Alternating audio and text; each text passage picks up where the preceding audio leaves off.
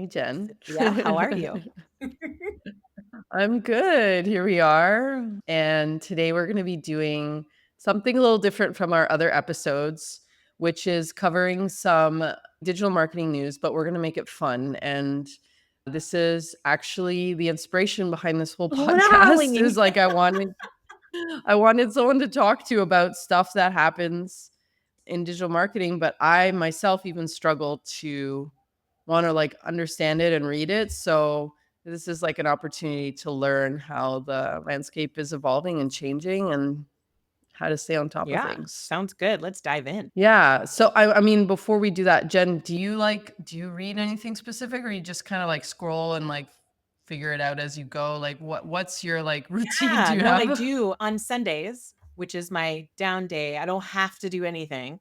That's usually the day when I read like that type of marketing type news because Mhm. I'm not crazy busy from meeting to meeting or doing client work and stuff. I subscribe to several sort of news programs. I also have a Google setting that like delivers any news that's with my name Mm, or any news with Pinterest marketing, which is, what I do as a sure. core. And that way Google will send these little notifications to me about what I'm looking for. So that's Right. a fun way to look for news too. Cause I deliver some marketing news also typically around Pinterest in my weekly newsletter. So of course I have to do some research a little bit sometimes. Yeah, no, I mean, you need to have that to like produce your own content basically as Correct. well. What about you? Yeah, so in my case, I'm really bad. Like I don't like sitting down and reading. I'm more into like podcasts. So like you, I just mostly focus on SEO news, but then, obviously it touches on so many things. But there is one woman I follow and I've been following her for a while called Marion Haynes, and she's an SEO kind of like a thought leader.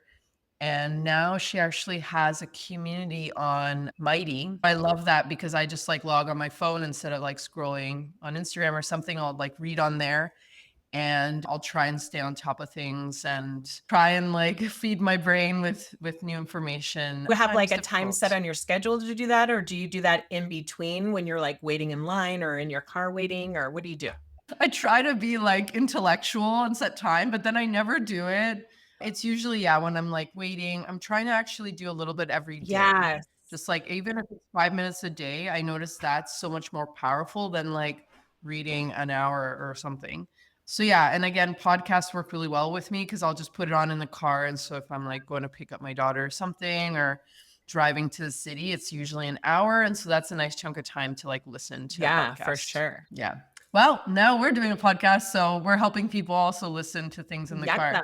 Yaka. Okay, so I am bringing today's news items, and they are one of them is like more SEO related, and the other one is not. So we're going to start with that one. This one is from marketingdive.com and was published July 23rd, 2024. And it's talking about Google deprecating cookies. So I just want to give a little backstory before I dive in and like I'll read little parts from this article and we can then dive in with Jen. So cookies are basically this technology that has been around for a while now, let's say in the last 10, 15 years, that allows us as marketers to understand what our visitors are doing. So whether you're a small business or a big business, cookies have allowed us to use all the tools online, basically, like any sort of ads. Pinterest uses them to track people. So you get like this picture of what's that journey people are doing. And so the reason this is relevant is that Google has been saying for a few years now, because we're going through a privacy sensitivity time, right? They've been saying, oh, they're going to take away cookies, deprecating cookies. So they've been saying well, they're looking on new technology. And now they say, no, we're not doing that. So the article is called, and just like that, Google won't be deprecating cookies. What now? The tech giant backs off plans to implement a huge shift in digital marketing that faced pushback from ad land and regulators around the world. And so I'll just read a few paragraphs and we can start kind of thinking about this.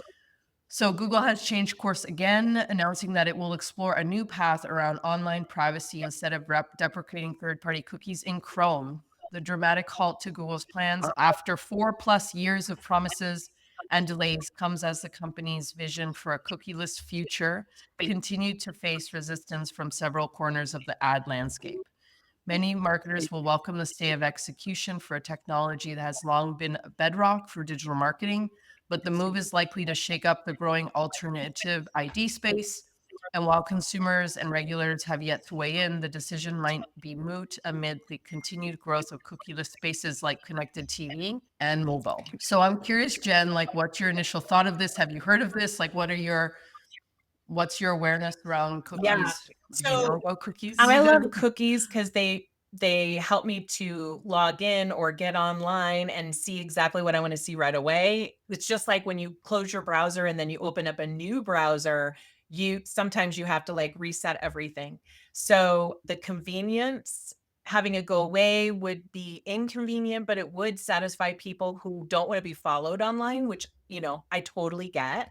You can also delete your own cookies, by the way. So like if maybe people don't know that, but you can go into your system and delete your cache, or is it cache? I don't know what they call it, how they pronounce it, That's but fine. delete Perfect. it if you don't want to be followed. So like you can delete it and not have it anymore. I did not hear that they're not doing it anymore. I think they're trying. That's what I was Yeah. saying, like, if you, for example, if you visit the typical thing, you visit a travel website to Cancun, and then you see all those ads to Cancun, those are cookies. Those are cookies that are following you. Now, like, yes, some people don't like that. This kind of goes back to like, are ads good or bad? And that's an interesting conversation because I've talked a lot with SEOs who tend to lean toward ads are annoying, ads are spammy. I disagree. I think ads can be incredibly helpful. Like I've had ads on Instagram and Google sometimes, but I would say more for me, Instagram, that are so targeted to me that I'm like literally Interested. like, thank you. Yes. Thank you for the ad. I wouldn't have found this if it Yes. wasn't for the ad. You know what? I feel the same way too, but there is a very large group of people who, want privacy. And I feel like in a digital age where you have the Ring doorbell, you have traffic cameras, cameras seeing license plates and car.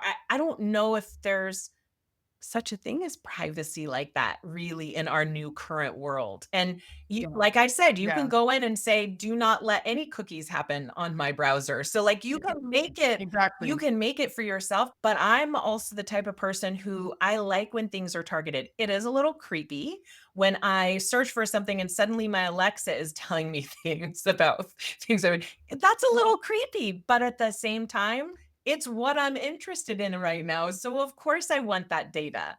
So yeah, Yeah. I think there was such an uproar of businesses and ad companies that were like, what are you talking about? This is the lifeblood of we won't do ads anymore. Like you won't be making money anymore, Google. And I'm pretty sure that that's really what prompted it not happening now. Yeah, I think like exactly the article says, okay, so has long been a bedrock of digital marketing. So the way the technology is built from a technical standpoint, it's just so locked into cookies. Now there's new things like IP and like there's new technologies It's like still Google tracking though. Analytics Like, for it's still it's tracking, like, and different, maybe it's not a cookie, but it's it's gonna be still called tracking. something different, but they have to know how to serve up ads appropriately. Yeah, exactly. Well, I think they still haven't figured out a way to not just maybe they've actually figured out a way of like how to do the same but with a different technology that's not cookies, but they haven't maybe figured out a way to like swap it or Alright. integrate it. We all have tech challenges, let's be honest.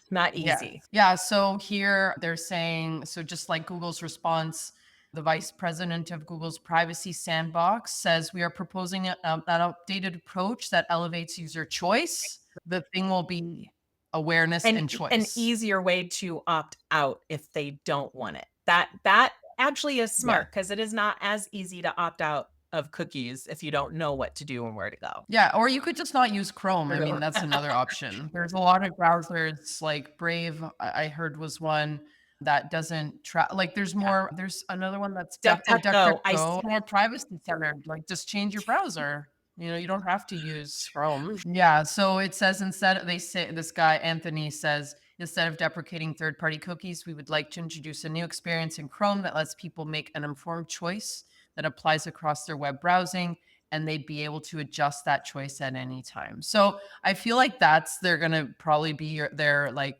final direction at this point, but we can definitely keep an eye on this one and bring it back. But I think it's really interesting how, I mean, if we even think about this in our own businesses, sometimes it's okay to change your mind. We're gonna be Yeah. doing without them. We're gonna be doing without them. Bro. 4 years later, whoop, we changed our mind. I think this is a good point of saying when people say something like that, don't instantly panic because it's gonna always take time to make changes. And it's good to stay updated on this type of news. Absolutely. No, I think it's normal to like, it's a little clickbaity, especially if it's like online news, right? So they're going to want to shock you. Maybe they want to create panic. Good or bad, Yeah. it's all marketing. Yeah.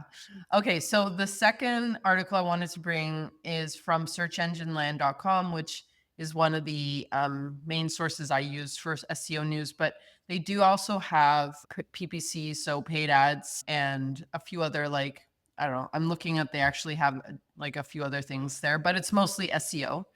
So this article is from September 16th, so closer to when we're recording this, and it's talking about the Google August 2024 core algorithm update, which I'm going to explain in a second. Google has these core algorithm updates that are tied to SEO. They don't tell us when they're going to happen.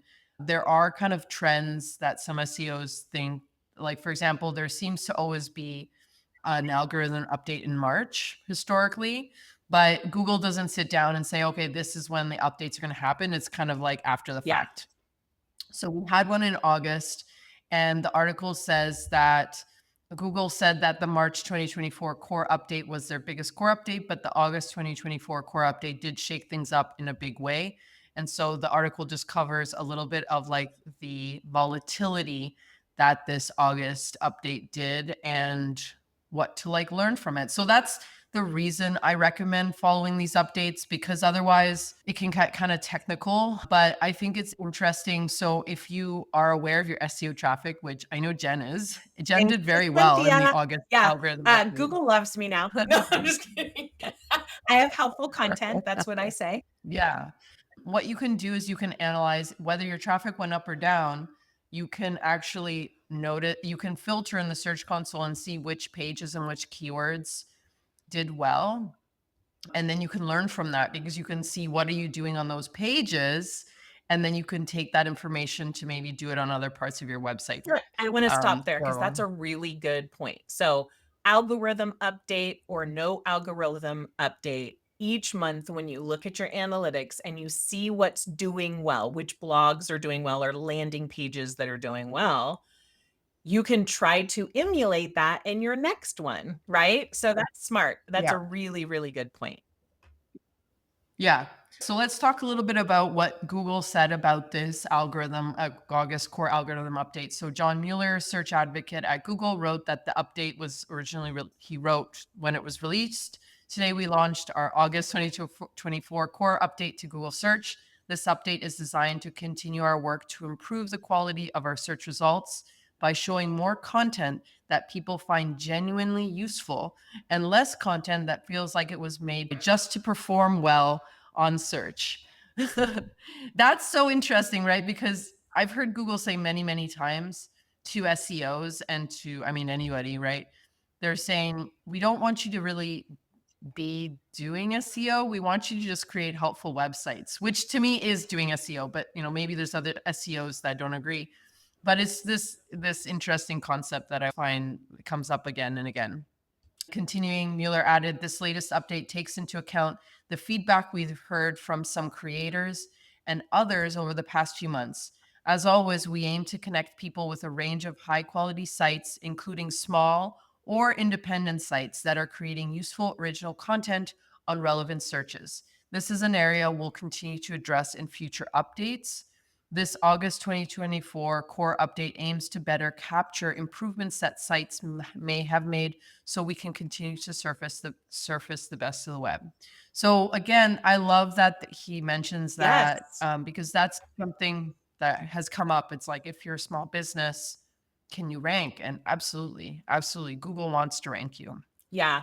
And I think the complaint that people have in searches is that oftentimes the searches that come up are like 2 or 3 years old because they're popular doesn't mean that they're still even viable. And it sounds like you have to have good content. Like, obviously, we want evergreen content, which we do, but also you can rank with other content, it seems like, as well with this update. And I love that they're talking about the smaller person, not the big blogs that are churning out, 3 to 4 blogs a day, and they're super simple, not as in depth, not as helpful.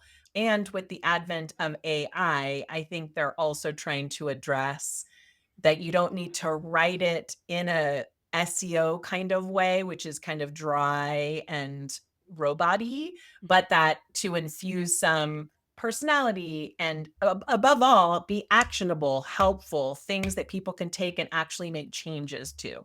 And I think that's smart. And Pinterest, by the way, is the exact same way. So, Yeah. Yeah, no, it's all good, and it's things we already know, but it's nice to see it yeah, reinforced. for sure. That's amazing. Do you have clients Well, that freak out whenever an algorithm change comes out? it's nice when you're able to see, like in your case, hey, your site went up and it looks like it was tied to the core update, which looks like it's tied to all the work you've been Oh, doing or we've been doing. But sometimes they go down and we also look at that and we're like, what do we see happening? So both ways there's learnings. I think what I've heard from some clients, and not too many, but a few is sometimes if you do have a older site that seems to be circling like spiraling down and it just seems like it's hard to pick it up, it can feel like you don't have control. But I feel like there's always things you can do and you're not at the mercy of Google. Like I don't feel like, no. and maybe some SEOs would disagree, but some SEOs have this position of like Google's the gatekeeper. And I don't think that way at all. I think Google is a partner, a collaborator. We have to think about the rules in a way and understand the rules. But I also don't recommend putting all your eggs into SEO, right? So I recommend diversifying. So if you do have like kind of a down, you have time to work on it and you can still get leads from other channels in the meantime or diversify in a different Well, and way. I will also point out, this just popped in my head, and I think it might be helpful too, is that a lot of times people think the blogs are for Google. And I look at it that my blogs are for my ideal client to get help. So I Yeah. share my blogs. I share my blogs on social media. I share my blogs in my emails. When a client asks a question and I have a blog that will address it, I'm going to share that with them rather than trying to type, like, waste time. So I feel Yeah. like not everyone does that. And I think it does help the Google algorithm to think that you're getting more popular when you're helping to send traffic there as well. So Yeah. it's not all Yeah. on Google to share your content is kind of what I'm trying to say too. Yeah. No, I love that. Yeah, and I just everything you said I loved. Like that's what Google wants. Like they don't want you to they want you to understand the rules, but they want you to just create, like they said, useful content, high quality content.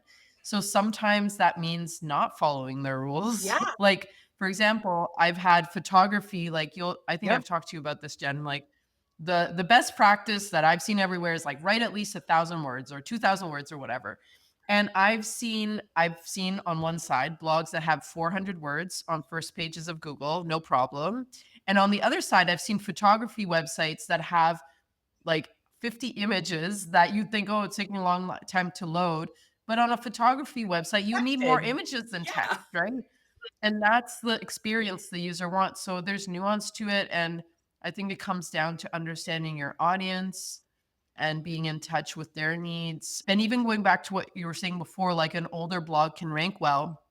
Sometimes it's more authoritative and relevant to have an older blog, right? So let's say gardening or something that's like kind of more homey or like a Yeah. recipe or something. Maybe you're like, I like that this blog has been up for 10 years and that like there's millions of comments. That means it's really good, like a recipe site, right? So, of course, if it's a news thing, that's Yeah. different. But it just depends. Again, it just depends on your business and your content. I And think yeah. the beginning of this year I don't remember if it was in your season society or if it was in something else that you did. but it kind of clicked to me. Yes, we want to be thoughtful about using keywords throughout our blog that are going to help us rank. But Yeah. beyond that, Yeah. and by the way, that's what I use AI for. Like I'll write my blog.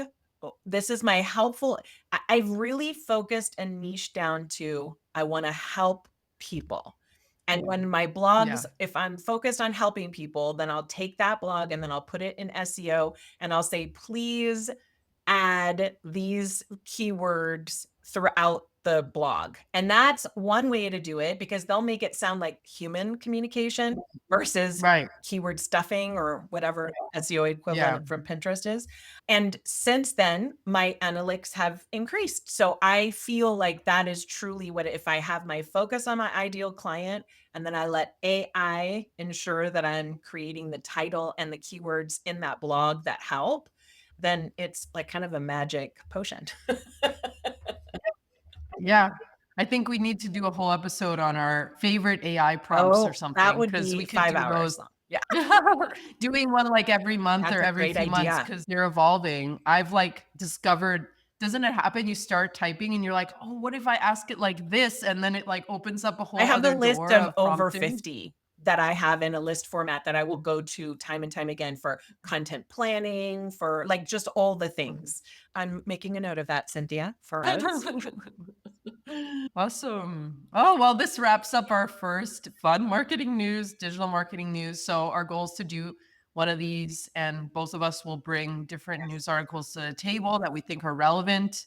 So, you can, just get that bite sized piece that's relevant to your business that you can actually take action on.